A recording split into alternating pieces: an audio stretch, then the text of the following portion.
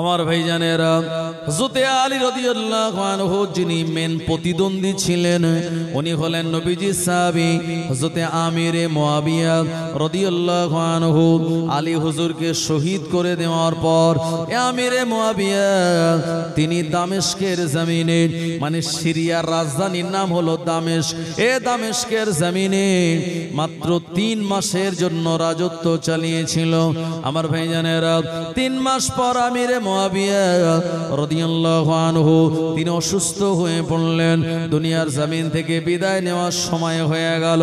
উনি ওনার একমাত্র বেটা ইয়াজিদকে ডাক দিয়ে বলল, এ আমার বেটা ইয়াজিদ, আমি আমিরে মুয়াবিয়া দুনিয়া থেকে বিদায় নেওয়ার পর আমার গদিতে তুমি বসবে, তবে হ্যাঁ আমি তোমায় সাবধান করে যাই, তুমি গদিতে বসার পর ইমামে হাসান ইমামে হুসাইন রাদিয়াল্লাহু আনহুমা তানারা যদি খেলাফতের দাবিদার হয়, তানারা যদি খেলাফতে বসতে চায়, আরবের মানুষজন যদি তানাদের চায়, খবরদার নবীর আওলাদদের সঙ্গে বেয়াদবি করবে না, তাদের সঙ্গে দ্বন্দ্বে যাবে না, সসম্মানে আওলাদের রাসূলদের জন্য এই গদিটা ছেড়ে দেবে। আমার ভাইজানেরা, কিন্তু না না না, ইয়াজিদ এক কান দিয়ে পিতার কথা শুনলো, আর এক কান দিয়ে বার করে দিল। নবীজির সাহাবী আমিরে মুয়াবিয়া রাদিয়াল্লাহু আনহু ইন্তেকাল করার পর ইয়াজিদ নিজেকে আরব সাম্রাজ্যের খলিফা বলে দাবি করলো। নবীজির সাহাবীরা অনেকে সে সময় হায়াতে ছিলেন, তাদের ভিতরে একজন হলেন হযরতে আনাস বিন মালিক রাদিয়াল্লাহু আনহু। আল্লাহর নবী তানার জন্য দোয়া করেছিলেন, আল্লাহুম্মা বারিক লি ফি হায়াতি ওয়া আওলাদিহি ওয়া আমওয়ালিহি। আল্লাহ আমার সাহাবী আনাসকে আল্লাহ আপনি সম্পত্তিতে বরকত দিন, আল্লাহ তানার সন্তানাদিতে আপনি বরকত দিন, আল্লাহ তানার হায়াতে বরকত দিন। নবীজির দোয়া আনাস বিন মালিক রাদিয়াল্লাহু আনহুর নসিবে কবুল হয়ে গিয়েছিল। আল্লাহ পাক তানাকে 103 বছরের লম্বা হায়াত দিয়েছিলেন। শুধু তাই নয়, আল্লাহ পাক তানাকে 100 সন্তানাদি দিয়েছিলেন। এই 100 সন্তানের ভিতরে 2 জন কন্যা আর 98 জন হলো আপনার পুত্র সন্তান। একবার জোরে বলুন সুবহানাল্লাহ। নবীজি সাহাবী হযরতে হাসান বিন সাবিত রাদিয়াল্লাহু আনহু 120 বছরের লম্বা হায়াত পেয়েছিলেন। তখন তানারা জীবিত। তানারা বললেন, না না না, আলী হুজুরের পরে খেলাফতের মূল দাবিদার হলো ইমামে হাসান রাদিয়াল্লাহু আনহু। আরব সাম্রাজ্যের মানুষেরা এ জামানায় সবাই মিলে সে ইমামে হাসান রাদিয়াল্লাহু আনহুর হাতে হাত দিয়ে বায়াত গ্রহণ করতেন। আজকের জামানায় খলিফা হতে গেলে বা নেতা বা প্রধানমন্ত্রী হতে গেলে যেমন ভোটাভুটির প্রয়োজন হয়, ও জামানায় এমন ভোটাভুটি ছিল না। যে খলিফা হবে তানার হাতে মানুষেরা এসে মুসাফা করে বায়াত করে যাবে। আরবিতে বাইয়ন শব্দের অর্থ হলো বিক্রি হয়ে যাওয়া। এ বায়াত হয়ে যাওয়া অর্থ হলো তাকে সমর্থন করা, আর তানাকে সমর্থন করা মানে তানাকে খলিফা বলে মেনে নেওয়া। আমাদের এখানে ইভিএম এ ভোট হয়, আপনারা জানেন। এই ভিভিপ্যাট থাকে, কন্ট্রোল ইউনিট, ব্যালট ইউনিট থাকে। এই 3টে মেশিন দ্বারা ভোট হয়। তবে পঞ্চায়েত নির্বাচন যেটা আপনার ব্যালেটে হয়। আমেরিকা যারা এই মেশিন বানিয়েছে তারা কিন্তু ব্যালেটে ভোট দেয়, তারা মেশিনটারে বিশ্বাস করে না। আপনারা জানেন এই যে সদ্য আমেরিকা নির্বাচন হলো, জো বিডেন তার জায়গা শেষ হয়ে গেল, ক্ষমতা আপনার তার মেয়াদ শেষ। ওই যে কমলা হ্যারিস আর একজন ওই ডোনাল্ড ট্রাম্প, তাদের এই যে দ্বন্দ্ব হলো, ভোটের যে যুদ্ধ হলো, সেখানে দেখা গেল ডোনাল্ড ট্রাম্প, এর আগেও সে প্রেসিডেন্ট ছিল, আবার সে হয়েছে জানুয়ারির 20 তারিখে সম্ভবত হোয়াইট হাউসটা সে দখল করবে। আমার ভাইজানেরা, তো ও জামানায় বায়াত হলেই তানাকে খলিফা বলে মেনে নেওয়া।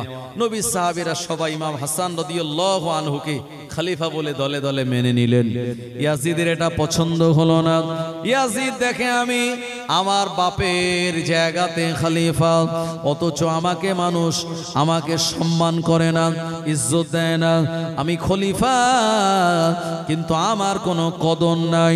অথচ ইমাম হাসান রাদিয়াল্লাহু আনহু তিনি গরিব মানুষ, টাকা পয়সা বিরাট কিছু নাই, অথচ জনপ্রিয়তা তানার বিরাট অঙ্কে। একবার জোরে বলুন সুবহানাল্লাহ। নবীর আদরের নাতিদের তানাদের অর্থ সম্পদ নেই, অথচ জনপ্রিয়তা হলো আকাশ ছোঁয়া। মানুষেরা দলে দলে দলে দলে ইমাম হাসান হুজুরকে খলিফা বলে মেনে নেওয়া। ইয়াজিদের এটা মোটেই পছন্দ হলো না। ইয়াজিদ ছলে বলে কলে কৌশলে চক্রান্ত করে ওমরে ফারুক রাদিয়াল্লাহু আনহু জামানা থেকে আওলাদের রাসূলদের বাড়িতে ভাতার ব্যবস্থা চালু ছিল। ওমরে ফারুক যেটা করে গিয়েছিলেন, নবী সাহাবী ওমরে ফারুক বলেছিলেন, যারা আওলাদের রাসূল মানুষের বাড়িতে গিয়ে কাজ কাম করবেন, অন্যভাবে টাকা পয়সা উপার্জন করবেন, না না না, এটা হতে পারে না। আমি ওমর আইন চালু করে গেলাম, আওলাদের রাসূলদের বাৎসরিক এক একজনের 20,000 দিরহাম তানাদের ভাতার ব্যবস্থা। এই সিস্টেম উসমানে গানির জামানাতেও ছিল, আলী হুজুরের জামানাতেও ছিল। আর ইয়াজিদ খলিফা বলে দাবি করার পর ইসলামী কোষাগার বাইতুল মাল থেকে ভাতাটা যাতে বন্ধ করে দেওয়া যায়, ভিতর দিয়ে লাইন করে এই ভাতার ব্যবস্থাটা বন্ধ করে দিয়েছিল। একবার জোরে বলেন নাউজুবিল্লাহ। ও নবীর উম্মত উম্মতানিরা, এই সময় ইয়াজিদের দরবারে একজন আমলা ছিল। এই আমলার নাম হলো মারওয়ান। মারওয়ান বলেছিল, ইয়াজিদ আপনি খলিফা, মানুষ আপনাকে খলিফা বলে মানে না। এখন এই খলিফা বলে মানুষ আপনায় মানবে, এটা করতে গেলে আপনার একটা কাজ করা লাগবে। কি কাজ করা লাগবে? বলল, ইমাম হাসানকে যে কোনো প্রকারে দুনিয়া থেকে বিদায় করতে হবে। ইমাম হাসান যতদিন হায়াতে মানুষ আপনায় 1 পয়সা দাম দেবে না। ইমাম হাসান হুজুর যান, হেঁটে হেঁটে মানুষেরা মুসাফা করার জন্য লাইন দেয়, আর ইয়াজিদ ঘোড়ার পিঠে চড়ে এসছে। ইয়াজিদের দিকে কেউ ফিরেও তাকায় না। জোরে হবে না সুবহানাল্লাহ। আমার ভাইজানেরা, ও জওয়ানেরা, যুবকেরা, নবীর উম্মতেরা, এ সময় এ মারওয়ান ইয়াজিদের কাছ থেকে অনুমতি নিয়ে চলে আসলো মদিনার জমিনে। মদিনার জমিনে আসার পর সে লোকজনকে সন্ধান করলো কিভাবে ইমাম হাসান রাদিয়াল্লাহু আনহুর বাড়ির সন্ধান পাওয়া যায়, ভিতরের খবর পাওয়া যায়। আমার ভাইজানেরা, এ মারওয়ান হলো ইয়াজিদের আমলা। এই আমলা মারওয়ান এসে মদিনাতে একটা মহিলাকে পেয়ে গেল টাকার বিনিময়ে। এ মহিলাটার নাম কেতাবলা লিখেছেন মাইমুনা। এ মহিলাটাকে বলল, ইমাম হাসানের বাড়ির কোনো মাইনাস পয়েন্ট আমাকে বলতে হবে। এ সময় মারওয়ান মহিলা হওয়ার জন্য ইমামে হাসান রাদিয়াল্লাহু আনহু তানার বাড়ির ভিতরে প্রবেশ করলেন। এ জায়গায় প্রবেশ করে দেখতে পেলেন ইমাম হাসান হুজুরের 2 জন বিবি। বড় বিবির নাম হলো হাসনা বানু, দ্বিতীয় বিবির নাম হলো জায়েদা। এ জায়েদা অত্যন্ত সুন্দরী রূপসী, কিন্তু জায়েদার শরীরে তেমন কোনো দামি পোশাক আশাক নাই। এ মাইমুনা বলল, মা এত সুন্দর তোমায় দেখতে, কিন্তু তোমার চেহারার পোশাক দামি নয়, তোমার কপালটা খারাপ। যদি তুমি ইয়াজিদের ঘরে দুলালি হতে, বিরাট সিংহাসন তোমার নসিবে জুটে যেত, তোমার শরীরে সোনার গহনাগুলি শোভা পেত, আর জামা কাপড়ের কোনো অভাব তোমার থাকতো না।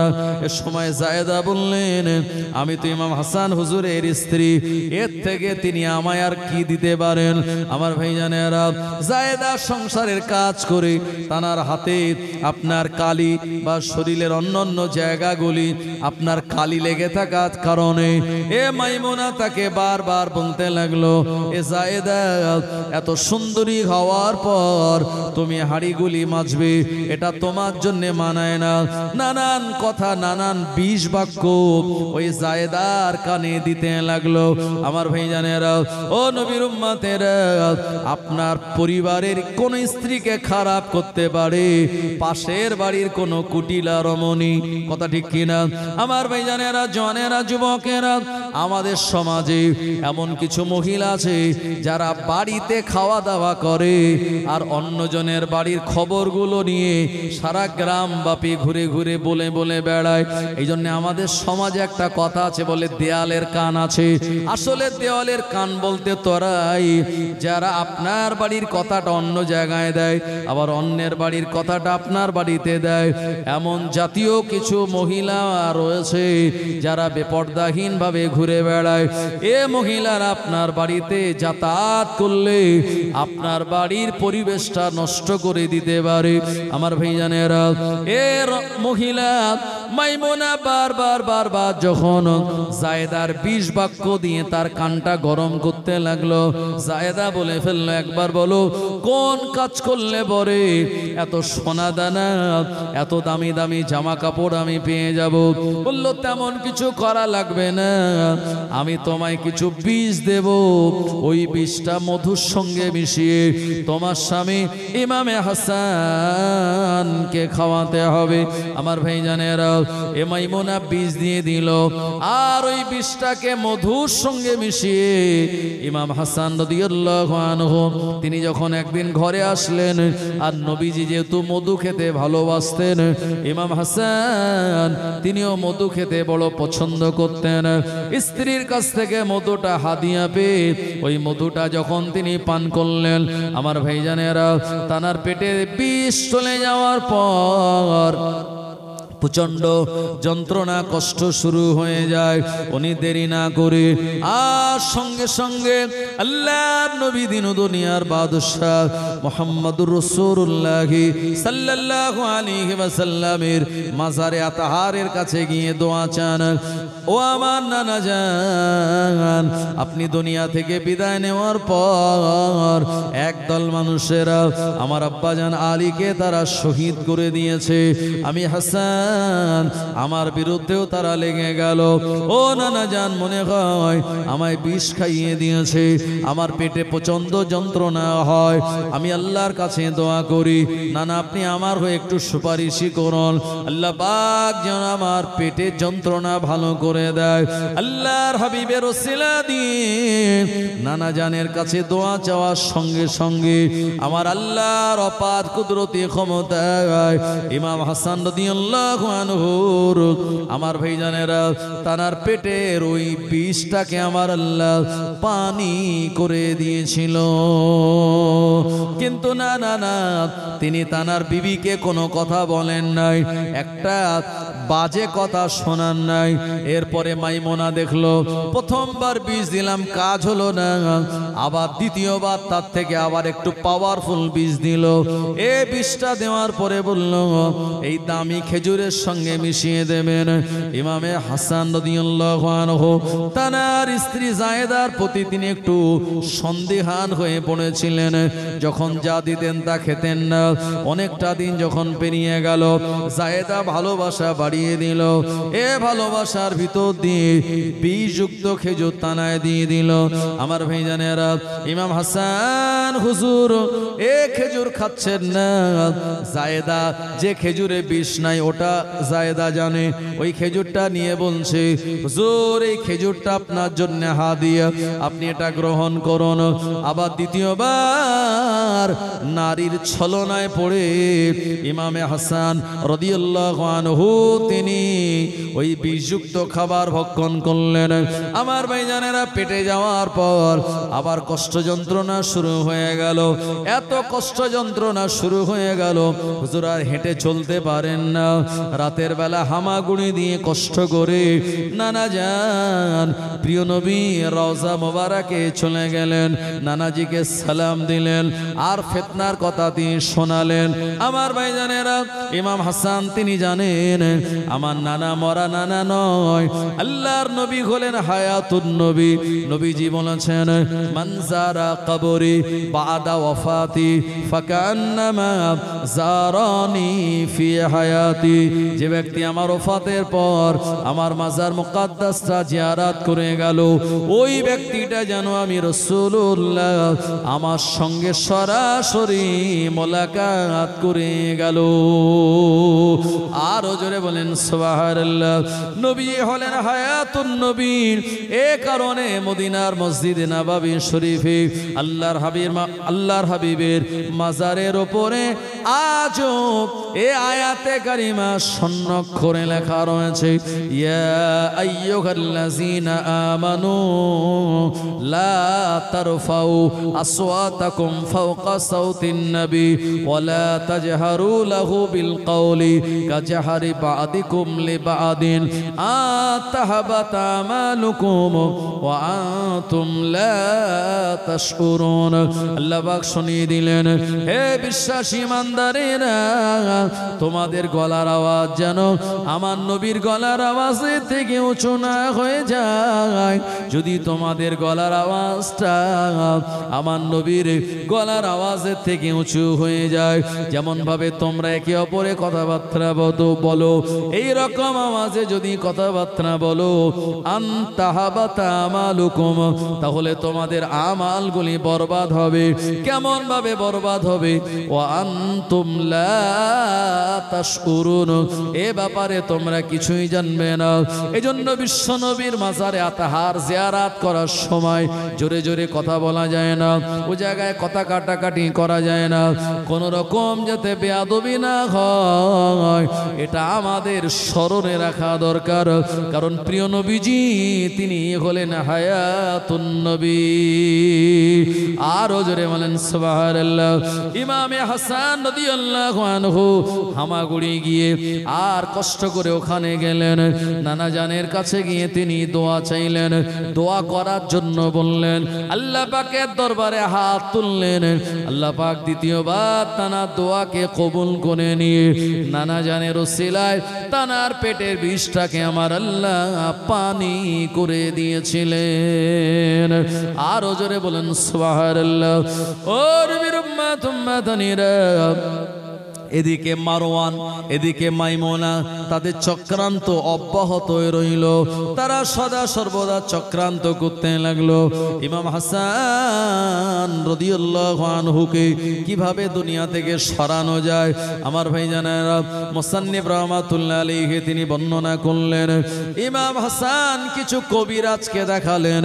ওই কবিরাজরা বলল, হুজুর আপনি মদিনার জমিনে না থেকে একটু উন্মুক্ত প্রান্তরে একটা খোলা জায়গায় আপনি ঘোরাফেরা করুন, ওই জায়গায় কিছুদিন অবস্থান করার পর আবার আপনি মদিনার জমিনে আসবেন। ইমাম হাসান রাদিয়াল্লাহু আনহু এ কবিরাজের কথা শুনে অন্য একটা এলাকায় গিয়ে ওখানে তিনি তানার মাইন্ডটাকে ফ্রি করলেন, অপরদিকে তিনি স্বাস্থ্যসম্মত কিছু খাবার খেলেন। ও নবীর উম্মত উম্মতানিরা, ইমামে হাসান রাদিয়াল্লাহু আনহুর জীবনী আপনি পড়ে দেখবেন, তিনি একবার নয় দুবার নয় মদিনার জমিন থেকে পায়ে হেঁটে তিনি 25 বার কাবা বাইতুল্লাহতে গিয়ে তিনি হজ করেছিলেন। একবার প্রাণ খুলে বলুন সুবহানাল্লাহ। ও নবীর উম্মতেরা, ইমাম হাসান রাদিয়াল্লাহু আনহুর বয়সটা যখন 49 বছর, 49তম বছরে একদিন তিনি তানার ঘরে আর ঘরের ভিতরে শুয়ে পড়লেন। এশার নামাজ কালাম পড়ে তাহাজ্জুদ পড়ে তিনি ঘুমিয়ে পড়েছেন। এমন সময় তানার অভ্যাস ছিল প্রতিদিন রাতের বেলা তানার মাথার কাছে তানার বড় বিবি, যার নাম হলো হাসনা বানু, উনি একটা পাত্রে করে পানি রাখতেন। আর ইমাম হাসান হুজুরের যখন রাতের বেলা ঘুম ভাঙতো, ওই পানিটা তিনি পান করতেন। আমাদেরও কিছু কিছু মানুষের অভ্যাস আছে, রাতের বেলা ঘুম ভাঙলে 1-2 ঢোক পানি খাওয়া লাগে। ইমামে হাসান রাদিয়াল্লাহু আনহুর ওই পানির পাত্রে কিভাবে দুশ্মনেরা বীজ দিয়ে দিয়েছে। কেতাবওয়ালা সুন্দর করে বললেন, এই বীজটা ওনার বিবি জায়েদা দিয়েছিলেন না অন্য কেউ দিয়েছিল, নির্ভরযোগ্য সূত্রে কোনো সংবাদ পাওয়া যায় না। এ কারণে ইমাম হাসানের বিবিকেও এই জায়গাতে দোষ দেওয়া যায় না। কারণ প্রিয় নবী বলেছেন, কাফা বিল মারওয়াতি কাযিবান আইয়ুহাদ্দিসা বিকুল্লি মা সামিয়া। ওই ব্যক্তিটা মিথ্যাবাদী হওয়ার জন্য যথেষ্ট, সে যা কানে শোনে তা যাচাই বাছাই না করে বলে বেড়ায়, এই ব্যক্তির মিথ্যাবাদী হওয়ার জন্য এটাই যথেষ্ট। ও জানেনা যুবকেরা, কিতাবওয়ালা যিনি কিতাব লিখেছেন তিনি সন্ধান পাননি বিষটা ওই পাত্রের ভিতরে কে দিয়ে দিয়েছিল। গভীর রাতের বেলা ইমামে হাসান হুজুরের যখন ঘুম ভেঙে গেল, ওই পাত্রটা ডালা খুলে তিনি পানিটা পান করলেন। আমার ভাইজানেরা, পানিটা পান করার সঙ্গে সঙ্গে এত বিরাট বিষের পাওয়ার, এত মারাত্মক পাওয়ারফুল বিষ ইমাম হাসান হুজুরের মনে হয় আমার পেটের নাড়ি বুড়িগুলি যেন কেটে যায়, ছিন্ন বিচ্ছিন্ন হয়ে যায়। ও জওয়ানেরা, যুবকেরা, উনি আল্লাহু আকবার বলে এত বিরাট জোরে চিৎকার দিলেন। পাশে অবস্থান করা ইমামে হোসাইন তানার ছোট ভাই তিনি শুনতে পেলেন, আর বড় ভাইজানের কাছে চলে আসলেন আর বললেন, বড় ভাইজান কি হয়েছে আপনার? ইমাম হাসান হুজুর তখন ছটফট করছেন। আমার ভাইজানেরা, ইমাম হোসাইন রাদিয়াল্লাহু আনহু ওই পাত্র ভর্তি পানিটা এক টান মেরে পানিতে আপনার মাটিতে ফেলে দিলেন। মাটিতে অ্যাসিড পড়লে যেমন টকবক করে ফোটে, এইরকম ভাবে পানিটা ফুটতে লাগলো। ইমাম হোসাইন হুজুরের বুঝতে বাকি রইল না এই পানিতে কত পাওয়ারফুল বীজ দেওয়া হয়েছিল। ও জওয়ানেরা, যুবকেরা, ইমাম হাসান রাদিয়াল্লাহু আনহুর গোটা বডিটা আস্তে আস্তে নীল হয়ে যাচ্ছে। ইমাম হোসাইন হুজুর বড় ভাইজানের আর মস্তক মোবারকটা নিজের কোলের উপরে রেখে দিয়েছেন। ইমাম হোসাইন রাদিয়াল্লাহু আনহু তিনি কাঁদতেছেন, বড় ভাই আমার আব্বাকে কুফার মসজিদে শহীদ করে দেয়া হলো, আবার আপনার সঙ্গে এমন আচরণ। ইমাম হোসাইনের চোখে পানি দেখে বড় ভাই ইমাম হাসান রাদিয়াল্লাহু আনহু তিনি বললেন, ও ছোট ভাই হোসাইন কেঁদো না। আজকে রাতের বেলা তাহাজ্জুদের নামাজ পড়ে আমি যখন ঘুমিয়ে পড়েছি, আমি দেখতে পেলাম আমার নানা জান, আমার আব্বা জান আলী, আমার আম্মা ফাতিমা আল্লাহর দয়া জান্নাত থেকে আমার দিকে হাত বাড়িয়ে বলে, এ আমার আদরের লাল হাসান, এসো এসো, আমরা তো সব জান্নাতে তোমার জন্য অপেক্ষা করি। তবে যে জায়গায় তুমি আছো এটা দুনিয়া, দুনিয়া ফিতনা ফাসাদের জায়গা, এই জায়গায় বিপদে পড়ে ধৈর্য ধারণ করবে, তবে অতি শীঘ্রই আমাদের সঙ্গে তোমার মোলাকাত হয়ে যাবে।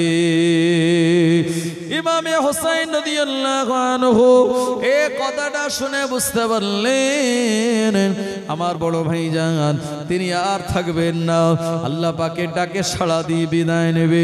এ সময় ইমামে হাসান বললেন, ছোট ভাই হোসাইন, আমার মনে বিরাট আশা ছিল আমার বেটা যার নাম হলো কাসেম, এ কাসেমের সঙ্গে তোমার মেয়ে সাকিনা, ইমাম হোসাইন হুজুরের একটা মেয়ে ছিল তার নাম হলো সাকিনা, তানাদের বিবাহ দিতে আমি চেয়েছিলাম, কিন্তু না না না, ওই কাজটা হয়তো আমি করে যেতে পারবো না, আমার দ্বারা সম্ভব হবে না। ইন্তেকালের আগে আমি তোমায় ওসিয়ত করে গেলাম আমার মেয়ে কাসেমের সঙ্গে তোমার মেয়ে, আমার বেটা কাসেমের সঙ্গে তোমার মেয়ে সাকিনা তুমি বিবাহ দিয়ে দিও। আমার ভাইজানেরা, ইমাম হোসাইন রাদিয়াল্লাহু আনহুর কোলের উপরে মাথা দিয়ে আর ইমাম হাসান রাদিয়াল্লাহু আনহু 49 বছরে দুনিয়ার জমিন থেকে কালেমায়ে শাহাদাত পড়তে পড়তে জনমের মতো বিদায় নিলেন। ইন্না লিল্লাহি ওয়া ইন্না ইলাইহি রাজিউন। ও নবীর উম্মত তানিরা এমন করে মদিনা জমিনে খবর হয়ে গেল ইমাম হাসান রাদিয়াল্লাহু আনহু আর দুনিয়ার জমিনে নাই, তানাকে শহীদ করে দেয়া হয়েছে। গোটা বডিটা তারা নীল হয়ে গিয়েছে। আমার ভাইজানেরা, এর আগে আমি আপনাদের বলেছিলাম নবীজি মেরাজে গিয়ে জান্নাতের ভিতরে নীল রঙে তিনি প্রসাদ দেখেছিলেন। নীল রঙে যে প্রাসাদ দেখেছিলেন, যে বিল্ডিং দেখেছিলেন, নবীজিকে সেদিন ইমাম আপনার হাসানের ব্যাপারে জিবরাইল আলাইহিস সালাম বলেছিলেন, ইয়া রাসূলুল্লাহ হে ইয়া হাবিবাল্লাহ, আপনার আদরের নাতি ইমাম হাসানকে একদল মানুষেরা গদির লোভে, সাম্রাজ্যের লোভে তানাকে বিষপান করিয়ে শহীদ করে দেবে, গোটা বডিটা তানার নীল হয়ে যাবে।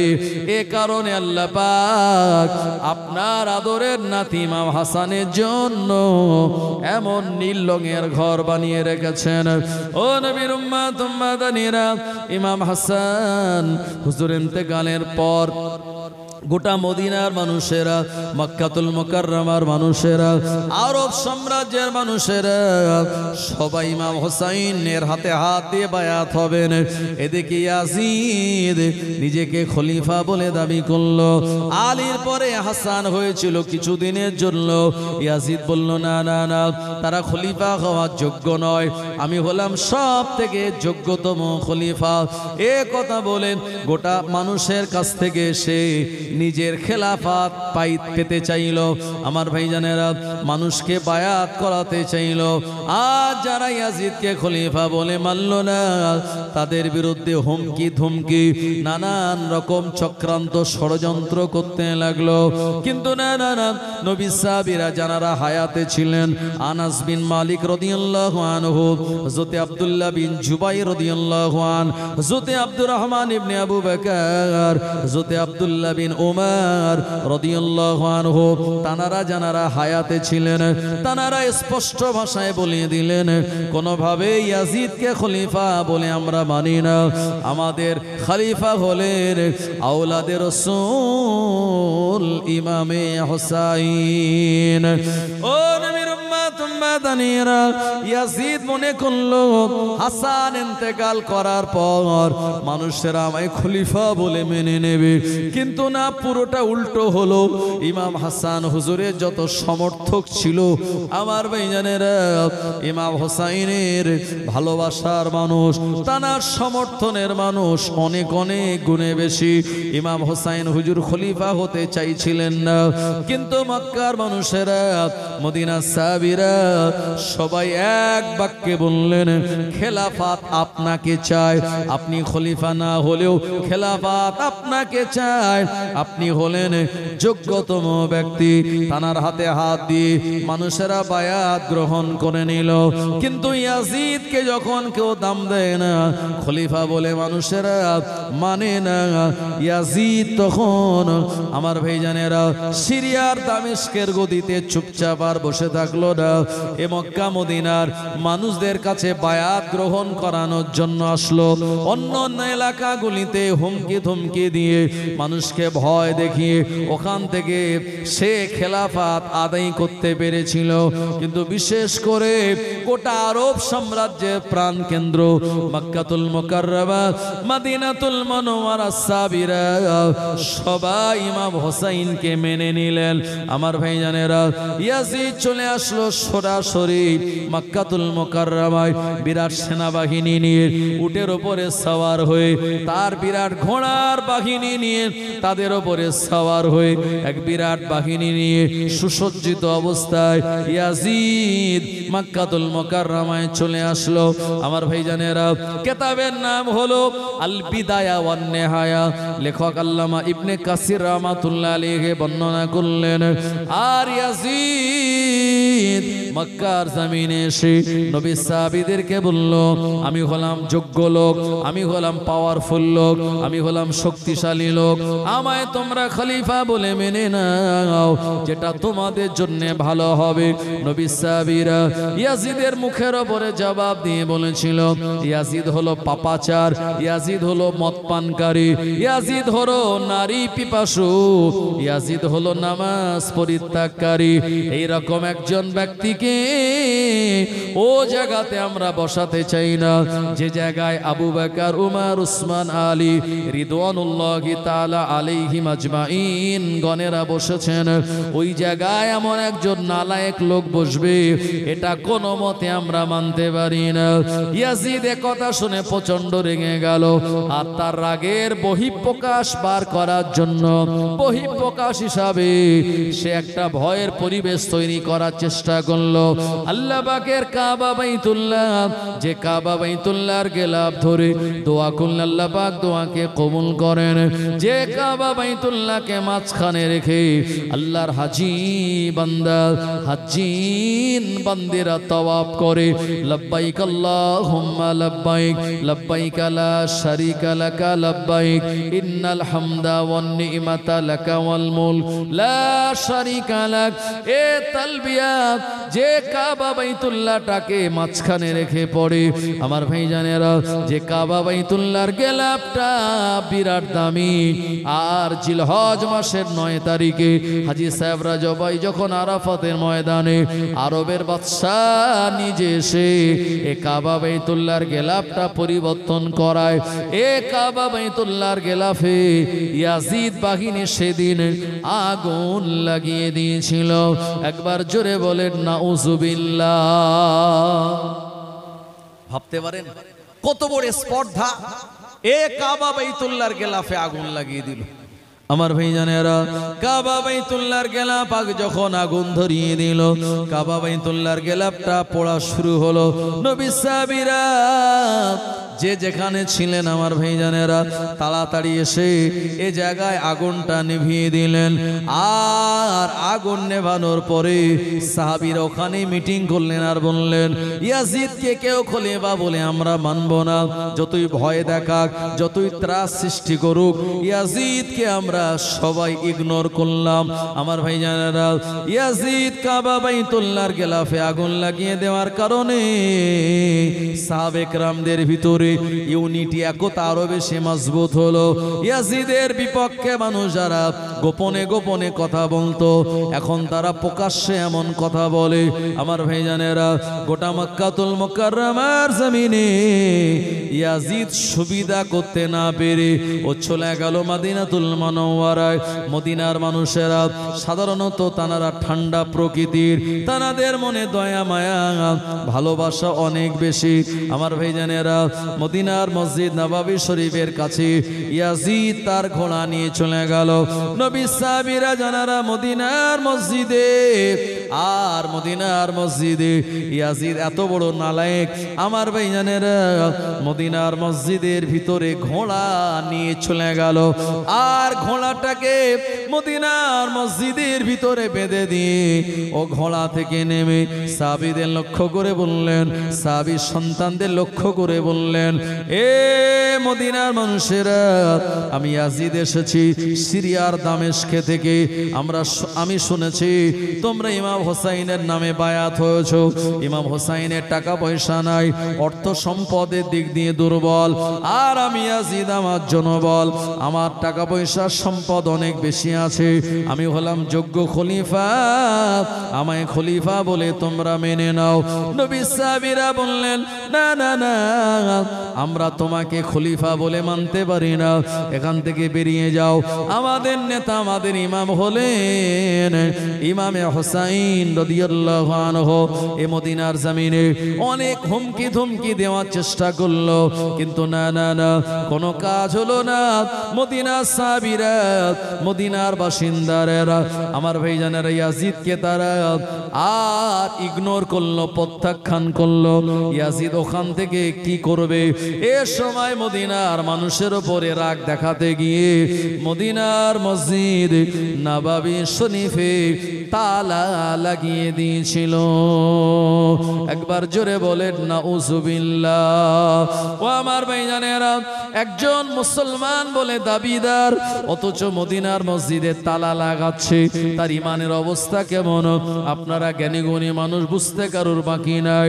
এমত অবস্থায় মদিনার মসজিদে তালা লাগানো সাহাবীরা মদিনার মসজিদে নামাজ আদায় করতে পারেন না। আল্লাহ নবী সাহাবীরা তার এমন দুর্ধর্ষ আর ব্যবহার দেখে তারা সবাই বুঝতে পারলো ইয়াজিদ কেমন প্রকৃতির লোক। ও আমার ভাইজানেরা, এ সময় আর নবী সাহাবীরা ইয়াজিদকে ওখান থেকে বিতাড়িত করেছিল। ইয়াজিদের বিরুদ্ধে স্লোগান দিয়ে ইয়াজিদ দেখলো মদিনাতেও আমার তো কোনো রকমের জায়গা হলো না, কেউ আমায় নেতা বলে খলিফা বলে মানল না। ইয়াজিদ আমার ভাইজানেরা ও তখন চলে গেল সিরিয়ার দামেস্কে। এ জায়গায় যাওয়ার পর মদিনার জমিনে যিনি গভর্নর ছিলেন ওনার নাম হলো ওয়ালিদ বিন মুগীরা। এ ওয়ালিদ বিন মুগীরা রাদিয়াল্লাহু আনহু যিনি নবীজির একজন তাবী। আমার ভাইজানেরা, এ ওয়ালিদ বিন মুগীরা তাকে বলল মদিনার যেহেতু গভর্নর তাই ইমাম হোসাইনকে অ্যারেস্ট করা লাগবে। ইমাম হোসাইন নিজেকে খলিফা বলে দাবি করে, অথচ আমি হলাম যোগ্য খলিফা। এমন একটা নির্দেশ যখন রাজ্যপালের কাছে দিল, মদিনার রাজ্যপাল বললেন না না না, এটা কোনো মতেই সম্ভব নয়। আমি ইমাম হোসাইনের বিরুদ্ধে এক মুহূর্ত কোন স্টেপ নিতে পারবো না। ইমাম হোসাইন আওলাদে রাসূল, তানার বিরুদ্ধে কথা বলে আমি আমার আখিরাতটাকে ধ্বংস করতে চাই না।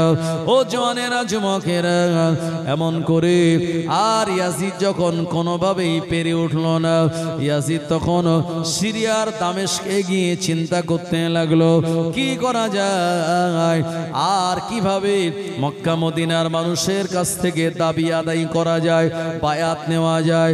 আমার ভাইজানেরা, ইমামে হোসাইন রাদিয়াল্লাহু আনহু দেখলেন মদিনার জমিনে নানান রকম ফিতনা ফাসাদ।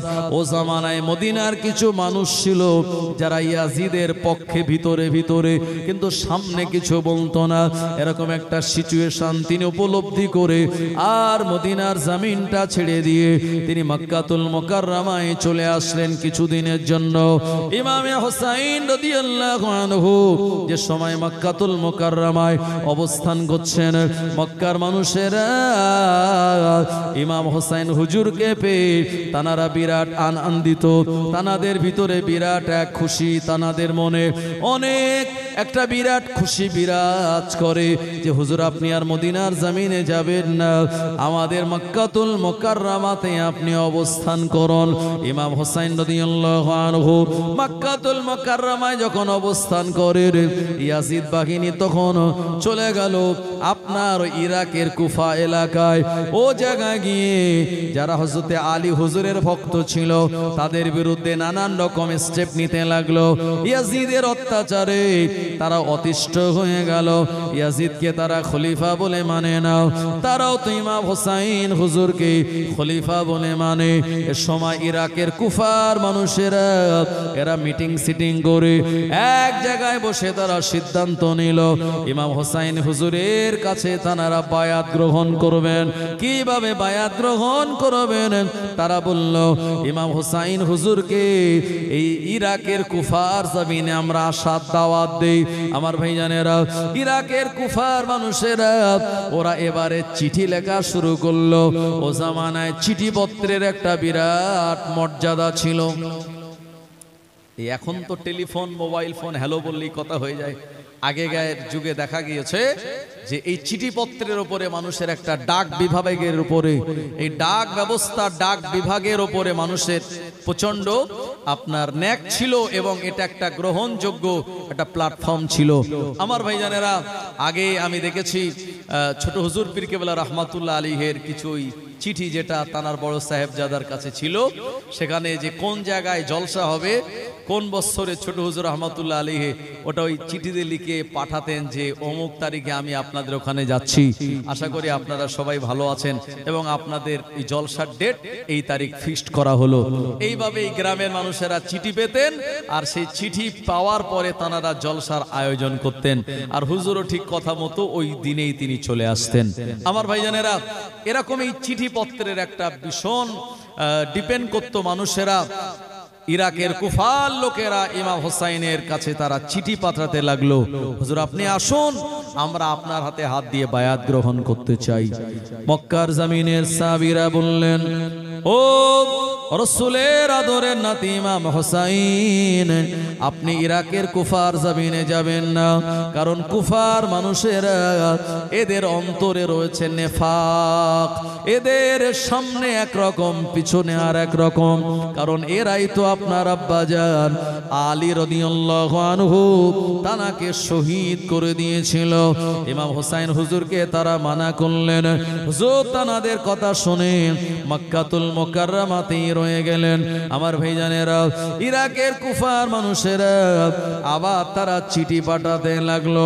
আল বিদায়া ওয়ান নেহায়া কিতাবের মুসান্নিফ রাহমাতুল্লাহ আলাইহি তিনি বলেছেন, একটা দুটো চিঠি নয়, 10, 20, 30, 40, 50, 60, 70, 80, 90, 100, 130, 140, 150 খানা চিঠি কুফার মানুষেরা ইমাম হোসাইন হুজুরের কাছে পাঠিয়েছিল।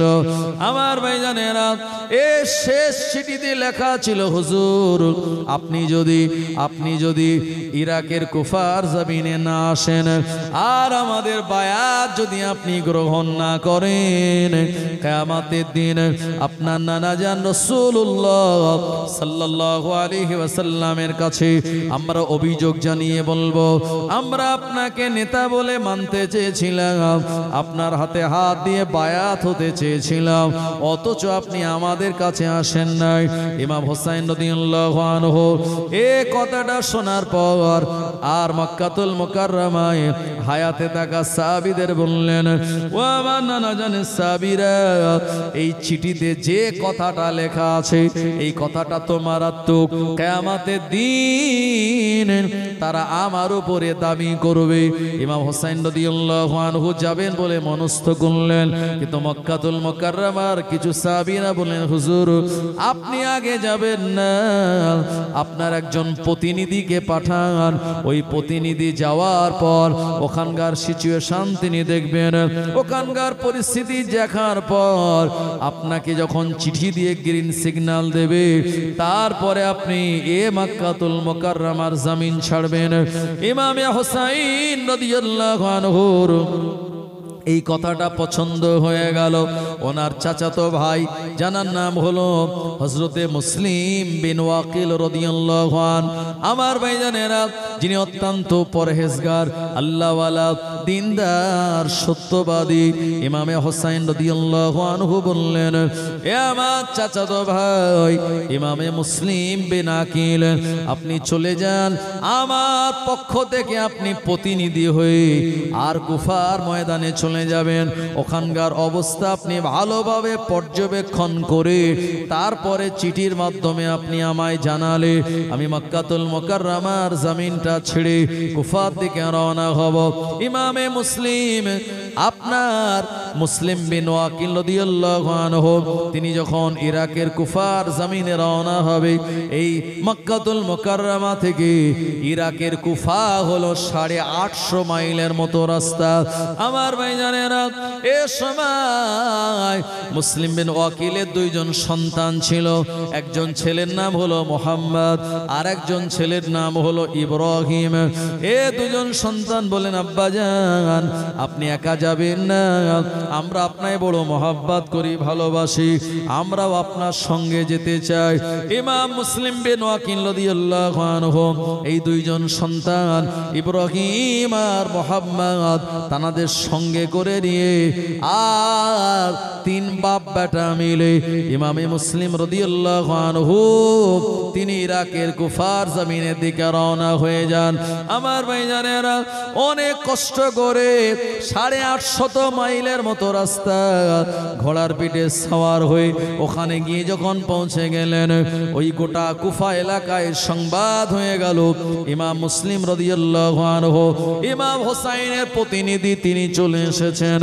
এই কথাটা শোনার সঙ্গে সঙ্গে ইয়াজিদের অত্যাচারে যারা অতিষ্ঠ আর দলে দলে দলে দলে নবী প্রেমিক মানুষেরা, কুফার মানুষেরা ইমাম মুসলিমের হাতে হাত দিয়ে মাত্র 2 দিনে 40,000 মানুষ ইমাম মুসলিম বিন ওয়াকিলের হাতে বায়াত গ্রহণ করলেন। ও জওয়ানেরা, যুবকেরা, নবীর উম্মতেরা, এই 40,000 মানুষ যখন 2 দিনে বায়াত গ্রহণ করলেন, আর ও সময় ইরাকের কুফার যিনি রাজ্যপাল ছিলেন তার নাম হলো নোমান বিন বাশির। এ নোমান বিন বাশির মনে মনে চিন্তা করে, আমি তো আওলাদে রাসূলদের বড় ভালোবাসি, মহাব্বত করি, আর ইমাম হোসাইনকে আমি সাপোর্ট করি। আর ইমাম হোসাইনের প্রতিনিধি যখন এসেছেন তিনি আর কিছু বলেন নাই, তানাকে বায়াত গ্রহণ করার সাপোর্ট করেছিলেন, সুযোগ করে দিয়েছিলেন। ও জওয়ানেরা, যুবকেরা, এই সংবাদ উমাইয়া বংশের কিছু মানুষেরা ওই সিরিয়ার দামেস্কে পৌঁছে দিল। আমার ভাইজানেরা, উমাইয়া বংশের যিনি প্রতিষ্ঠাতা আমিরে মুয়াবিয়া রাদিয়াল্লাহু আনহু, আমার ভাইজানেরা, আর আব্বাসী বংশের যিনি প্রতিষ্ঠাতা আবুল আব্বাস আস-সাফফা, এই বংশের যারা আপনার নেতৃত্ব স্থানীয় লোক, এরা মনে মনে মনে মনে আওলাদে রাসূলদের চরম দুশমন ছিল। উমাইয়া বংশের লোকের মাধ্যমে যখন সংবাদ পেয়ে গেল দামেস্কে ইয়াজিদ রয়েছে, আর ইয়াজিদ এর মাঝখানে যে সময়টা পেল, এ সময়তে বিরাট একটা শক্তি সঞ্চয় করলো। কথায় বলে শয়তানের উঁচু পিড়ে, কথা ঠিক কিনা? শয়তানের উঁচু পিড়ে এই সময় পাওয়ার পরে এই সময়টাকে কাজে লাগিয়ে মানুষকে টাকা দিয়ে বিভিন্ন ভাবে ভয় দেখিয়ে ত্রাস সৃষ্টি করে অনেক এক বাহিনী তৈরি করে ফেললো। সঙ্গে সঙ্গে ইয়াজিদের কানে যখন খবর গেল, ইয়াজিদ তখন দেরি না করে আপনার একজন বদমাইশ লোক, যার পিতা ঠিক ছিল না, আমার ভাইজানেরা, এ লোকটার নাম হলো ওবাইদুল্লাহ বিন জিয়াদ। এই ওবাইদুল্লাহ বিন জিয়াদের সম্পর্কে আমি ইতিহাস পড়ে দেখেছি। এই ইতিহাসের যারা মুসান্নিফ তারা বলেছে ওবাইদুল্লাহ বিন জিয়াদের মাকে সন্ধান পাওয়া গেল, কিন্তু বাপকে তার সন্ধান পাওয়া যায় নাই। আমার ভাইজানেরা, এই লোকটাকে কি বলা যায় আপনাদের জানা আছে? এ ওবাইদুল্লাহ বিন জিয়াদ তাকে রাজ্যপাল নিযুক্ত করে তার হাতে চিঠি দিয়ে ইয়াজিদ পাঠিয়ে দিল। আর রাজ্যপাল ওবাইদুল্লাহ বিন জিয়াদকে বলল, এই চিঠিটা নোমান বিন বাশিরের হাতে দিয়ে সঙ্গে সঙ্গে তাকে পদত্যাগ করিয়ে ওই গদিতে তুমি বসবে। আর ওবাইদুল্লাহ, শুনে রেখে দাও, ইমাম মুসলিমের হাতে হাত দিয়ে যারা বায়াত হয়েছে তারা যেন বায়াতটাকে উইডোরো করে নিয়ে আমার নামে বায়াত গ্রহণ করে। ওবাইদুল্লাহ বিন জিয়াদ রণসাজে সজ্জিত হয়ে বিরাট এক হুঙ্কার দিয়ে আমার ভাইজানেরা কুফার জামিনে চলে আসলো। নোমান বিন বাশিরের রাজভবনে গিয়ে বলল, এ নোমান বিন বাশির, যে দায়িত্ব তোমার উপরে ছিল এ দায়িত্বকে তুমি গাফিলতি করেছো। এ দায়িত্ব পালন না করার জন্য তোমাকে ইয়াজিদ ফরমান জারি করে দিয়েছে, রাজ্যপালের গদি থেকে তুমি নেমে যাও। এ গদিটাকে তুমি রিজাইন দিয়ে এখানে তুমি রেজিগনেশন লিখে এই গদিটা আমায় ছেড়ে দাও। আমার ভাইজানেরা, নোমান বিন বাশির দেখলেন, না না না, দুনিয়ার গদির আমার প্রয়োজন নাই, দুনিয়ার অর্থ সম্পদের আমার প্রয়োজন নাই। আমি দুনিয়ার সম্পদ গদি বাঁচাতে গিয়ে আওলাদের রাসূলের সঙ্গে বেয়াদবি করতে পারি না, তাদের বিরুদ্ধে আমি যেতে পারি না। সসম্মানে হযরতে নোমান বিন বাশির গদিটা ছেড়ে দিয়ে এই ওবাইদুল্লাহ বিন জিয়াদের কাছে দিয়ে দিল। ওবাইদুল্লাহ বিন জিয়াদ বায়াত গদিতে বসার পর বিরাট এক হুঙ্কার দিয়ে দিল। কুফার মানুষকে লক্ষ্য করে বলল, এ কুফার জনগণেরা, তোমরা যারা ইয়াজিদের নামে বায়াত হয়েছিলে, আবার শুনলাম ভিতরে ভিতরে তোমরা এ বায়াতটাকে প্রত্যাখ্যান করে ইমাম হোসাইনের নামে বায়াত হয়েছো। তার চাচাতো ভাইয়ের হাতে হাত দিয়ে আমি ওবাইদুল্লাহ তাদের বায়োডাটা আমি জোগাড় করে নিয়েছি। তোমরা যদি বায়াতটাকে ফিরিয়ে না নাও, আমি ওবাইদুল্লাহ বিন জিয়াদ আলাদা আলাদা করে তোমাদের পানিশমেন্ট দেব। সরকারি সাহায্য সব বন্ধ হয়ে যাবে, তোমাদের উপরে নানান রকমের দুঃখ দুর্দশা নেমে আসবে। আমার ভাইজানেরা, এরকম হুমকি দেওয়ার কারণে কুফার মানুষের ঈমান যাদের দুর্বল ছিল, এরা বায়াতটাকে উইড্র করে নিল।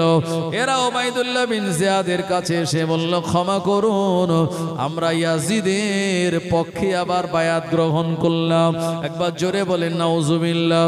এরকম একটা পরিস্থিতি তৈরি হয়ে গেল। আমার ভাইজানেরা, একটু সামনে এগিয়ে আসুন। যদিও জায়গা নেই, তারপরে যতটুকু সম্ভব, যতটুকু 1 ইঞ্চি 1.5 ইঞ্চি যা জায়গা আছে একটু আগে আগে চলে আসুন। দরুদ শরীফ আল্লাহুম্মা সাল্লি আলা সাইয়্যিদিনা মাওলানা মুহাম্মাদ ওয়া আলা আলি সাইয়্যিদিনা। নামাজের ওয়াক্তটা হবে যখনই, মসজিদে চলে যাও তুমি তখনই। নামাজের ওয়াক্তটা হবে যখনই, মসজিদে চলে যাও তুমি তখনই। পেতে যদি চাও সমাধান আজ, পেতে যদি চাও সমাধান আজ, নামাজের কাতারে গিয়ে দাঁড়াও আবার সেজদাতে। সব সমাধানের পাবে খবর সেজদাতে, সব সমাধানের পাবে খবর। আল্লাহুম্মা সাল্লি আলা সাইয়্যিদিনা ওয়া আলা আলি সাইয়্যিদিনা। আমার ভাইজানেরা, ও নবীর উম্মত উম্মাতানিরা, এমন করে অনেক মানুষেরা ইয়াজিদের নামে আবার নতুন করে বায়াত গ্রহণ করলো। ইমাম মুসলিম রাদিয়াল্লাহু আনহু যখন দেখতে পেলেন 2 দিনে কম বেশি 40,000 মুসলমান আমার হাতে হাত দিয়ে ইমাম হোসাইনকে খলিফা বলে মেনে নিয়েছে, ইমাম মুসলিম রাদিয়াল্লাহু আনহু এ সময় তিনি চিঠি লিখে বললেন, ও আমার ভাইজান ইমাম হোসাইন রাদিয়াল্লাহু আনহু, আপনি দেরি করবেন না। কুফার মানুষেরা আপনাকে পাওয়ার জন্য তারা ব্যাকুল হয়ে রয়েছে। কুফার মানুষেরা আপনাকে হাতে হাত দিয়ে বায়াত গ্রহণ করার জন্য তাদের ভিতরে বিরাট আগ্রহ। আপনি দেরি না করে পরিবার বর্গকে নিয়ে আপনি চলে আসুন। ইমাম হোসাইন রাদিয়াল্লাহু আনহু তানার কাছে ইমাম মুসলিম বিন ওয়াকিল রাদিয়াল্লাহু আনহু তানার এই চিঠিটা যখন পৌঁছে গেল, আমার ভাইজানেরা 60 হিজরির জিলহজ মাসের 13 তারিখে, কোন কিতাবওয়ালা বলেছেন জিলহজ মাসের 3 তারিখে ইমাম হোসাইন রাদিয়াল্লাহু আনহু মক্কাতুল মুকাররমা জমিন থেকে তানার 72 জন আপনার সঙ্গী সাথী, 72 জনের ভিতরে অনেক মহিলা ছিল, অনেক বাচ্চারা ছিল। আমার ভাইজানেরা সব পরিবার বর্গের আহলে বায়াত তানাদের সঙ্গে করে নিয়ে আর মক্কার সাহাবীদের কাছ থেকে তিনি বিদায় নিয়ে এই চিঠি পাওয়ার পর ইরাকের কুফার দিকে রওনা হয়ে যান। ও নবীর উম্মতেরা, ঘটনা বিরাট লম্বা এবং ইতিহাস বিরাট নির্মম। আওলাদে রসুলের সঙ্গে কেমন অবস্থা হয়েছিল এ সময় ইমাম মুসলিম রাদিয়াল্লাহু আনহু তানার ব্যাপারে গ্রেফতারি পরোয়ানা জারি হয়ে গেল। আমার ভাইজানেরা, যেমন করে ইসরায়েলের যে নেতানিয়াহু আমার ভাইজানেরা তার বিরুদ্ধে গ্রেফতারি পরোয়ানা জারি করে দিয়েছে অনেক দেশ, তারপরেও সে থামতে চায় না। ইমাম মুসলিম রাদিয়াল্লাহু আনহু তানার বিরুদ্ধে এমন গ্রেফতারি পরোয়ানা জারি হয়ে গেল। ওবাইদুল্লাহ বিন জিয়াদ হুঙ্কার দিয়ে বলল, ওবাইদুল্লাহ বিন জিয়াদ হুঙ্কার দিয়ে বলল, ইমাম মুসলিমকে ধরে আনো, গ্রেফতার করো। আমার ভাইজানেরা, এ সময় ইমাম মুসলিম রাদিয়াল্লাহু আনহু জানার বাড়িতে গিয়ে আশ্রয় নিয়েছিলেন। এ সাহাবীর নাম হলো হযরতে উম্মে হানি রাদিয়াল্লাহু আনহু। তানার বাড়িতে গিয়ে যখন আশ্রয় নিয়েছিলেন, এই খবরটা ওবাইদুল্লাহ বিন জিয়াদের কানে সংবাদ পৌঁছে গেল। ওবাইদুল্লাহ উম্মে হানিকে ডাক দিয়ে বলে, আমি শুনেছি তোমার ঘরেতে রয়েছে মুসলিম বিন ওয়াকিল। না না না, আমার কাছে তাকে ধরে নেওয়া লাগবে। নবী সাহাবী বললেন, না না না, একজন আওলাদে রাসূলকে তোমার মতো জালেমের হাতে আমি ধরিয়ে দিই, আমার আখিরাতটাকে আমি নষ্ট করতে চাই না। এ কথা যেই বলল, ওই সাহাবীকে আমার ভাইজানেরা জেলের ভিতরে আবদ্ধ করে দিল। নবীর আওলাদে রাসূল ইমাম মুসলিম বিন ওয়াকিল রাদিয়াল্লাহু আনহু এর সময় ওখান থেকে বেরিয়ে তিনি গেলেন একজনের ঘরে, জানার নাম হলো হযরতে মুখতার রাদিয়াল্লাহু আনহু। হযরতে মুখতার রাদিয়াল্লাহু আনহু যিনি নবীজির একজন অন্যতম সাহাবী। ইমাম মুসলিম বিন ওয়াকিলকে তানার বাড়িতে তিনি শেল্টার দিয়েছেন, এই জায়গাতে তিনি রাত যাপন করেন। আর এদিকে ওবাইদুল্লাহ বিন জিয়াদ চারিদিকে গুপ্তচর সিআইডি পাঠিয়ে দিল, ইমাম মুসলিম কোন জায়গায় আছে সংবাদ নিয়ে আসো। আমার ভাইজানেরা, হযরতে মুখতার রাদিয়াল্লাহু আনহু তানার ঘরে যখন ইমাম মুসলিম রাদিয়াল্লাহু আনহু এ সময় হযরতে মুখতার ইরাকের ওই মসজিদে, কুফার মসজিদে তিনি এশার নামাজ পড়ার জন্য গেলেন। আর এদিকে একজন ওবাইদুল্লাহ বিন জিয়াদের গুপ্তচর, যার নাম ইতিহাস বলে দিয়েছে সাআদ কুফি, এই সাআদ কুফি নামক লোকটা হযরতে মুখতার হুজুরের কাছে গিয়ে বললেন, নকল করে, ড্রামা করে, নাটক করে বলল, ও নবী সাহাবী মুখতার, আমি শুনেছি মুসলিম বিন ওয়াকিল এই কুফার জমিনে সে বড় বিপদে পড়েছে। তিনি হলেন আওলাদে রাসূল। আমার বড় মনের ইচ্ছা, আমার মনের বড় শখ, আমি তার কাছে যাব, গিয়ে মুসাফা করব, কিছু নজরানা দেব। কিন্তু না না না, এত খোঁজাখুঁজি করার পর তার সন্ধান আমি পাই না। হযরতে মুখতার রাদিয়াল্লাহু আনহু বললেন, ইয়া আল্লাহর বান্দা আব্দুল্লাহ, আমি তোমায় কি কথা বলবো? উনি হলেন আওলাদে রাসূল, অথচ তানাকে ধরার জন্য ওবাইদুল্লাহ বিন জিয়াদ গুপ্তচর পাঠিয়ে দিয়েছে। চারিদিকে সিআইডি ঘুরে ঘুরে বেড়ায়, কাপকে আমি বিশ্বাস করব? আর এমন করে আমি তার সন্ধান তোমায় বলতে পারি না।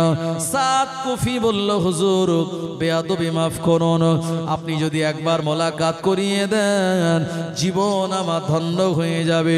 তানার সঙ্গে মুসাফা করলে পরে আমার কলিজাটা ঠান্ডা হবে। বারবার বারবার যখন এ বদমাইশ বলতে লাগলো, হযরতে মুখতার রাদিয়াল্লাহু আনহু তিনি এই বদমাইশ গুপ্তচরের কথাটা বুঝতে পারেন নাই। তানাকে আওলাদে রাসূলের ভক্ত মনে করে নিজের বাড়িতে নিয়ে গেলেন। আমার ভাইজানেরা, ইমাম মুসলিম রাদিয়াল্লাহু আনহু রাতের বেলা তাহাজ্জুদের নামাজ পড়ছিলেন। ওবাইদুল্লাহ বিন জিয়াদের গুপ্তচর সাদ কুফি ওই জায়গায় গিয়ে বলল, হুজুর আসসালামু আলাইকুম। ওয়া আলাইকুম আসসালাম। ভিতরে নকল নজরানা দিল, দিয়ে বলছে, হুজুর আপনাকে বড় মহব্বত করি, ভালোবাসি, অনেক খোঁজাখুঁজি করলাম, পেলাম না, তাই আপনাকে পেয়ে আপনার সঙ্গে মুসাফা করে জীবন আমার ধন্য, কলিজা তরিকাটা ঠান্ডা হয়ে গেল। আসলে এই লোকটাই তো ছিল বদমায়েশ, এই লোকটাই ছিল ওবাইদুল্লাহ বিন জিয়াদের গুপ্তচর। রাতের বেলা কোন রকম হযরতে মুখতার রাদিয়াল্লাহু আনহু তানার বাড়িতে অবস্থান করে ভোরবেলা চলে গেল কোন জায়গায় জানেন? ওবাইদুল্লাহ বিন জিয়াদের কাছে। ওখানে গিয়ে বলল, ইমাম মুসলিম হুজুর কার বাড়িতে আছে? ওবাইদুল্লাহ বিন জিয়াদ হযরত মুখতার রাদিয়াল্লাহু আনহুকে ডাক দিয়ে বললেন, এ মুখতার, আমি শুনেছি তুমি তাকে আত্মগোপন করার সহযোগিতা করেছো। আমি ওবাইদুল্লাহ বলি, তুমি তো কুফার মানুষ, তাড়াতাড়ি ধরিয়ে দাও। যদি না ধরিয়ে দাও, আমার কাছে এনে না দাও, আমি তোমাকে কিন্তু হত্যা করব। হযরতে মুখতার রাদিয়াল্লাহু আনহু বললেন, তুমি আমায় হত্যা করলে শহীদ হয়ে যাব, কিন্তু আওলাদে রাসূলের সঙ্গে আমি বেঈমানি করতে পারবো না। আরো জোরে বলেন সুবহানাল্লাহ। আল্লাহর নবীর বংশের আওলাদ ইমাম হোসাইনের চাচাতো ভাই মুসলিম বিন ওয়াকিল রাদিয়াল্লাহু আনহু যখন ব্যাপারটা বুঝতে পারলেন, ওই জায়গায় তানার ঘরে থাকার নিরাপদ মনে করলেন না। তিনি ভোর থাকতে থাকতে বেরিয়ে পড়েছেন। আর একজন বৃদ্ধা মহিলার সঙ্গে দেখা হয়ে গেল, যে বৃদ্ধা মহিলার নাম হলো তুষা। ওই মহিলাটা বললেন, কে যায় কে আপনি? এ সময় ইমাম মুসলিম বিন ওয়াকিল কোনো কথা বলেন না, কিন্তু তানার হাঁটা চলা দেখে ওই মহিলা বুঝতে পেরে গেল ইনি ইমাম মুসলিম বিন ওয়াকিল হবেন। তুষা নামক মহিলাটা বললেন, ও আল্লাহর বান্দা, আপনার দেখে মনে হয় আপনি তো আওলাদে রাসূল ইমাম মুসলিম রাদিয়াল্লাহু আনহু। ইমাম মুসলিম বললেন, জি হ্যাঁ। বলল, হুজুর আপনি যাবেন না, সামনে যেখানেই যাবেন সেখানেই বিপদ। চারিদিকে সিআইডি, চারিদিকে গুপ্তচর, ওবাইদুল্লাহ বিন জিয়াদ চারিদিকে লাগিয়ে দিয়েছে। যেখানেই যাবেন এরা ধরে নিয়ে ওবাইদুল্লাহর কাছে নিয়ে যাবে, আপনার সুন্দর প্রাণটা চলে যাবে। আপনি আমার ঘরে অবস্থান করুন, সব রকমের নিরাপত্তা দেওয়ার দায়িত্ব আমার। ও নবীর উম্মত উম্মাতানিরা, ইমাম মুসলিম রাদিয়াল্লাহু আনহু তিনি বললেন, আমার দুইজন আওলাদ রয়েছে, একজনের নাম হলো মুহাম্মদ আর একজনের নাম হলো ইব্রাহিম। তারাও এসেছিল আমার সঙ্গে মক্কাতুল মুকাররমা থেকে। এই তিনজন আমরা তোমার ঘরে আশ্রয় গ্রহণ করব। আমার ভাইজানেরা, এই তিনজন বাপ বেটা মিলে তানার ঘরে আশ্রয় গ্রহণ করলেন। কয়েকদিন ওই মহিলার বাড়িতে আত্মগোপন করে আছেন। এদিকে ইমামে হোসাইন রাদিয়াল্লাহু আনহু 60 হিজরিতে জিলহজ মাসের 3 তারিখে 72 জন পরিবার বর্গকে সঙ্গে করে নিয়ে টুকটুক টুকটুক করে পায়ে হেঁটে আর ইরাক সীমান্তের দিকে এগিয়ে আসে।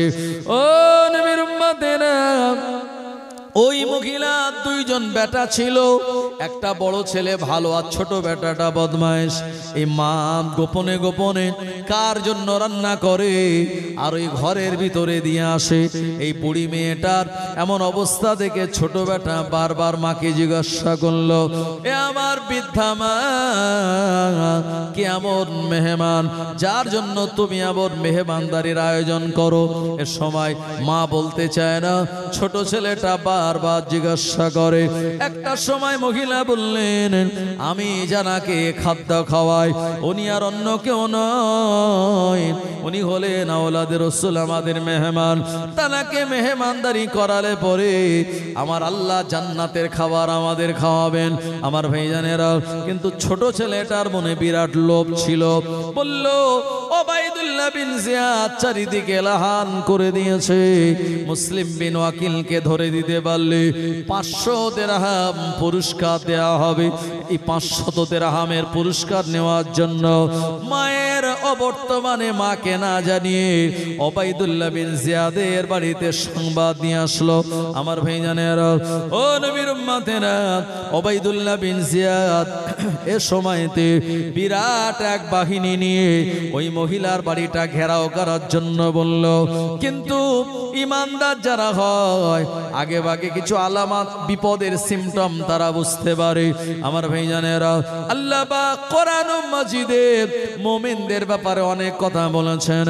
আল্লাহ পাক এই ঈমানদার মুমিনদের ব্যাপারে তিনি বলেছেন, ইন্নামাল মুমিনুনাল্লাযীনা ইযা যুকিরাল্লাহু ওয়াজিলাত কুলুবুহুম ওয়া ইযা তুলিয়াত আলাইহিম আয়াতুহু যাদাতুহু ঈমানাও ওয়া আলা রাব্বিহিম ইয়াতাওয়াক্কালুন।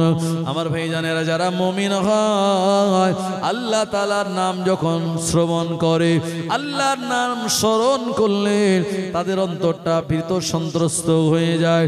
ওয়া ইযা তুলিয়াত আলাইহিম আয়াতুহু, আর কোরআন মাজিদের আয়াতগুলি তেলাওয়াত করলে যাদাতুহু ঈমানা, তখন তাদের ঈমানগুলি বেড়ে যায়। ওয়া আলা রাব্বিহিম ইয়াতাওয়াক্কালুন, মুমিন যারা আল্লাহ ছাড়া অন্য কারোর উপরে তারা ভরসা করে না।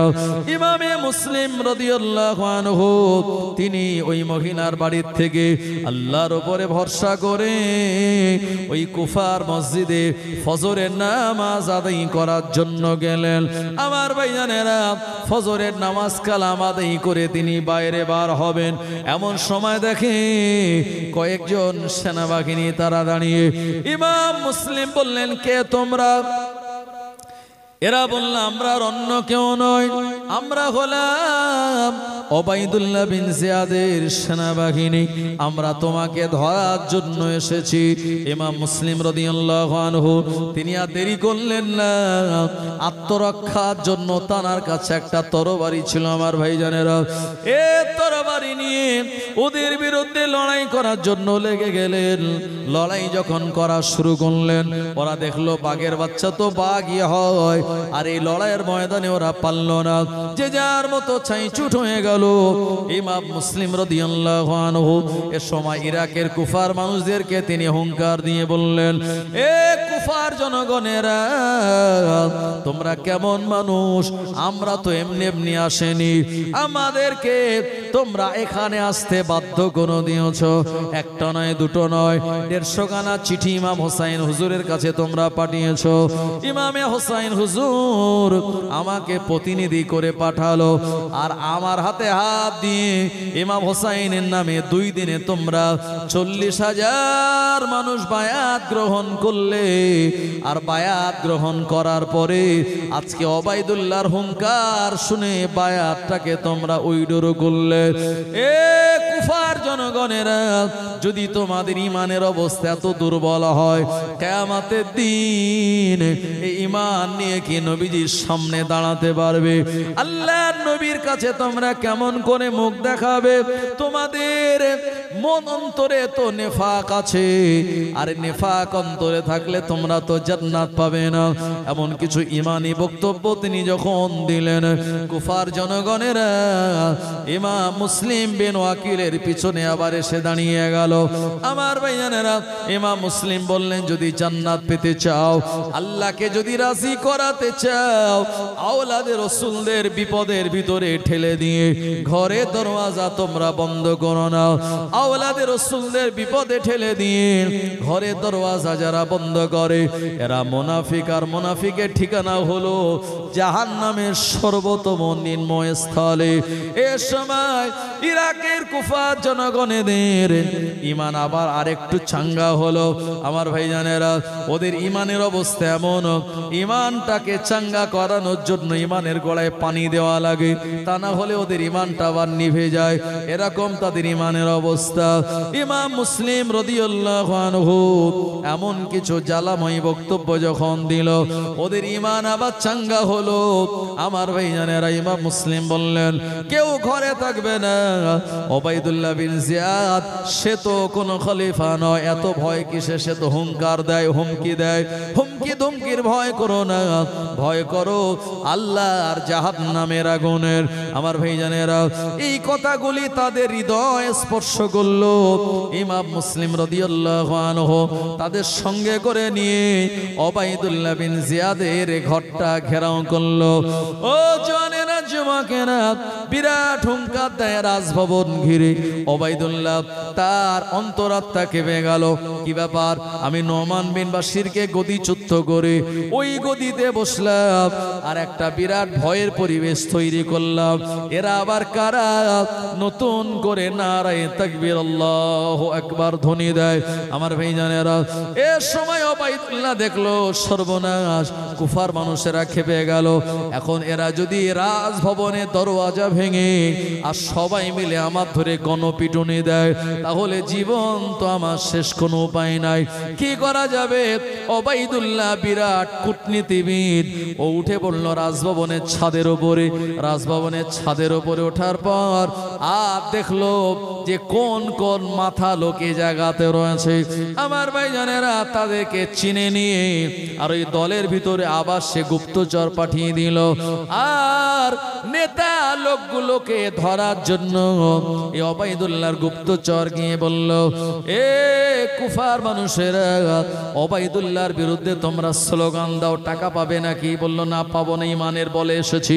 বলল, যদি তোমরা এই দল ছত্রভঙ্গ করে দিতে চাও আর দিতে পারো, তাহলে ওবাইদুল্লাহ তোমাদের অনেক টাকা দেবে।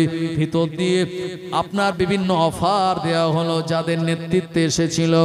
ও নবীর উম্মত উম্মাতানিরা, এই নেতাগুলো তার ওবাইদুল্লাহর কাছ থেকে হাজার হাজার দিরহামের পুরস্কারের ঘোষণা তারা শুনতে পেল। আমার ভাইজানেরা, এই টাকার কাছে অনেকেই বিক্রি হয়ে গেল। বিক্রি হয়ে যাওয়ার পর ওই জায়গার জনগণকে বলল, এ কুফার সাধারণ মানুষেরা, আমাদের কাছে তরবারি নাই, ঘোড়া নাই, বল্লভ নাই, ঢাল নাই। আর ওবাইদুল্লাহর বিরাট সেনাবাহিনী সব দামেস্কে রয়েছে, সিরিয়াতে। ইয়াজিদ যদি ওখান থেকে বিরাট বাহিনী পাঠিয়ে দেয় আর আমাদের বিরুদ্ধে লড়াই যদি করে, আমরা কেউ পেরে উঠবো না। সন্তানগুলো এতিম হয়ে যাবে, বিবিগুলি বিধবা হয়ে যাবে। কি করবে এখন? সব যে যার মতো বাড়ি চলে যাও। আমার ভাইজানেরা, এর নেতাগুলি টাকা নিয়ে ইমাম মুসলিমের পিছন থেকে সরে গেল। আমার ভাইজানেরা, সারাদিন এমন বিক্ষোভ করতে করতে মাগরিবের সময় হয়ে গেল। ইমামে হোসাইন রাদিয়াল্লাহু আনহুর চাচাতো ভাই মুসলিম বিন ওয়াকিল রাদিয়াল্লাহু আনহু বললেন, এখন মাগরিবের নামাজ আদায় করা হবে, আমি ইমাম হব, আর আমার পিছনে কারা নামাজে দাঁড়াবে? আমার ভাইজানেরা, এই সংখ্যাটা দুপুরবেলা ছিল অনেকটা বেশি, বিকেলবেলা কমে গেল, মাগরিবের সময় আরো কমে গেল। ইমাম মুসলিম রাদিয়াল্লাহু আনহু তিনি দেখতে পেলেন এই মাগরিবের নামাজ আমার পিছনে পড়ার জন্য 30 জন মানুষ তারা দাঁড়িয়েছে। ইমাম মুসলিম রাদিয়াল্লাহু আনহু মাগরিবের নামাজে তাকবীরে তাহরিমা বাঁধলেন, 3 রাকাত মাগরিবের ফরজ নামাজ আদায় করলেন। আমার ভাইজানেরা, ফরজ নামাজ আদায় করার পরে যখন সালাম ফেরালেন, পিছনে তাকিয়ে দেখে 3 রাকাত নামাজের ভিতরে 30 জন লোক সব পালিয়ে গেছে। একবার জোরে জোরে বলেন নাউযুবিল্লাহ। এরা মুনাফিক। আল্লাহ পাক এদের ব্যাপারে বলেছেন, ওয়া ইযা লাকুল্লাযিনা আমানু ক্বালু আমান্না ওয়া ইযা খালাউ ইলা শায়াতিনিহিম ক্বালু ইন্না মাআকুম। আমার ভাইজানেরা, মুনাফিক যারা হয়, আল্লাহ পাক বলেন, এরা যখন মুমিনদের কাছে থাকে তখন তারা বলে আমরা ঈমান এনেছি। আবার যখন এরা মুনাফিকদের কাছে যায় তখন তারা বলে আমরা তোমাদের সাথেই আছি। আমার ভাইজানেরা, এ মুনাফিক যারা, আমার আল্লাহ তাদের ব্যাপারে কোরআন মাজিদে একটি সূরা নাজিল করেছেন।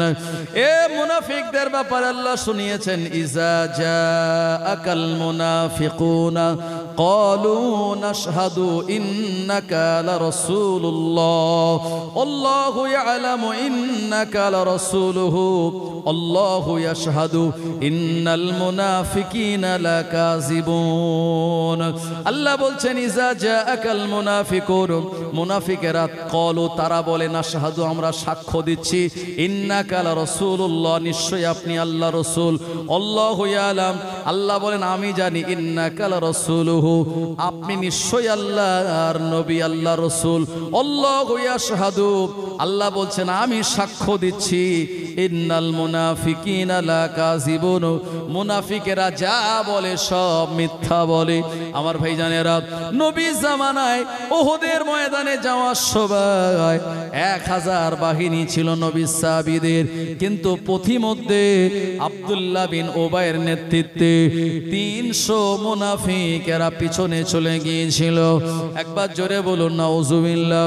মুনাফিকেরা এরা নবী জামানাতেও ছিল, ইমাম হোসাইনের জামানাতেও ছিল, মুসলিম বিন ওয়াকিলের জামানায় ছিল। আমার ভাইজানেরা, ইমাম মুসলিম বিন ওয়াকিল সালাম ফিরিয়ে দেখলেন একজনও নাই, সব পালিয়ে চলে গেল। এ সময় ইমাম মুসলিম রাদিয়াল্লাহু আনহু তিনি আর মসজিদ থেকে ওই নামাজ কমপ্লিট করে বার হবে, এমন সময় সেনাবাহিনী বলল, এ বাপ মুসলিম, যাওয়ার আর কোনো জায়গা নাই, যাদের নিয়ে তুমি এত স্লোগান দিয়েছো এরা সব পালিয়ে চলে গেছে, তোমার পিছনে আর কেউ নাই। ইমাম মুসলিম রাদিয়াল্লাহু আনহু যেহেতু আওলাদে রাসূল, তিনি গ্রেফতার হবেন না, না না, তানার তরবারি নিয়ে তিনি লড়াই করলেন, যতটুকু পারলেন অনেককে দুনিয়া থেকে বিদায় করলেন। ইমাম মুসলিমের মাথায় একটা বড় পাথর মারল একটা দুশমন, এ পাথর লাগার সঙ্গে সঙ্গে তানার মাথাটা ঘুরে গেল। আমার ভাইজানেরা, হুজুর মাথাটা ধরে বসে বললেন, দুশমনেরা ইমাম মুসলিম রাদিয়াল্লাহু আনহু তানাকে ধরে নিয়ে চলে গেল। আমার ভাইজানেরা, ধরে নিয়ে যাওয়ার পর ওবাইদুল্লাহ বিন জিয়াদের কাছে নিয়ে গেল। ওবাইদুল্লাহ বিন জিয়াদ ইমাম মুসলিমকে রাজভবনের ছাদের উপরে তুলল আর কুফার জনগণকে আহ্বান করলো। কুফার জনগণেরা তারা আসলো আর ইমাম মুসলিমকে বলল, তুমি হোসাইনের নামে বায়াত করো, এ তো ইয়াজিদের এলাকা, এই জায়গায় তোমার বায়াত গ্রহণ চলবে না। ইমাম মুসলিম রাদিয়াল্লাহু আনহুকে বললেন, বলো বলো তোমায় কতল করা হবে, শেষ তোমার কোনো ইচ্ছা আছে নাকি? ইমাম মুসলিম রাদিয়াল্লাহু আনহু তিনি প্রকাশ করেন নাই, তানার মনে মনে ইচ্ছা হয়েছিল, ও রব্বুল আলামিন আল্লাহ, যদি একটু আমি সুযোগ পেতাম, যদি এখন আমায় সময় দেয়া হতো, আমি ইমাম হোসাইনের কাছে আবার চিঠি লিখতাম, প্রতিনিধি দিয়ে পাঠাতাম আর বলতাম, ও হুজুরে হযরত ইমাম হোসাইন, আপনি আসবেন না, এ কুফার মানুষেরা এরা মুনাফিক, এরা যেমন আপনারা বালির উপরে নামাজ পড়া হালাতে তরবারি চালিয়ে দিয়েছে, আজকে এরা বায়াত গ্রহণ করে হুমকির কাছে বায়াতটাকে তারা ছেড়ে দিয়েছে। ইমাম মুসলিম আফসোস করেছিলেন, আমি ইমাম হুসাইন হুজুরকে মানা করতে পারলাম না, হুজুর আপনি কুফায় আসবেন না। আমার ভাইজানেরা, এ সময় ওই রাজভবনের ছাদের ওপরে ওবাইদুল্লাহ বিন জিয়াদ লোকের সম্মুখে, জনসম্মুখে ইমাম মুসলিম বিন ওয়াকিল রাদিয়াল্লাহু আনহুকে গর্দান কেটে শহীদ করে দিল। শহীদ করে দেওয়ার পর তানার মস্তক মোবারক আমার ভাইজানেরা ফুটবলের মতো ফেলে দিল নিচে। আহারে আওলাদে রাসূল, ইমাম মুসলিম বিন ওয়াকিল জনমের মতো দুনিয়া থেকে বিদায় নিলেন। ইন্না লিল্লাহি ওয়া ইন্না ইলাইহি রাজিউন। আমার ভাইজানের ইমাম মুসলিম হুজুরের দুইজন সন্তান ইব্রাহিম আর মোহাম্মদ, এনারা তখন ওই মহিলার বাড়িতে রয়েছে। ওবাইদুল্লাহ বিন জিয়াদ সংবাদ পেয়ে গেল ইমাম মুসলিমের দুইজন ছেলে রয়েছে কুফায়, বলল তাদেরকেও ধরে আনো, আওলাদে রাসূল যারা তাদের বাঁচিয়ে রাখা যাবে না। একবার জোরে বলুন না উযুবিল্লাহ। এইরকম ভাবে ইতিহাস কলঙ্কিত হয়েছিল, কোন ইহুদির দ্বারা নয়, কোন খ্রিস্টানের দ্বারা নয়, কোন নাসারার দ্বারা নয়, একদল গদিলবি মুসলমানের জন্য, একদল গদিলবি মুনাফিক মুসলমানের জন্য আওলাদে রাসূলেরা এইরকম ভাবে অপমানিত হয়েছিল। ইতিহাস বড় নির্মম। আমার ভাইজানেরা, আগামীকাল ইনশাআল্লাহ আপনাদেরকে এই ইমাম মুসলিম হুজুরের দুইজন সন্তান তাদের সঙ্গে কি আচরণ করেছিলেন এবং কারবালার বিভীষিকাময় প্রান্তর, যেটি আপনাদের কাছে ইনশাআল্লাহ আগামীকাল আলোচনা রাখবো। তারপর আগামীকাল ইনশাআল্লাহ আখেরি মোনাজাত হবে এবং সেই সঙ্গে সঙ্গে আগামীকাল একটু রাতও হবে ইনশাআল্লাহ, যেহেতু অনেকটা বাকি আছে এখনো। ও আচ্ছা, মোহাম্মদ শেখ জাকির হোসেন, যাদের নামগুলো বলছি আসবেন। গতকাল যেভাবে আপনাদের ওই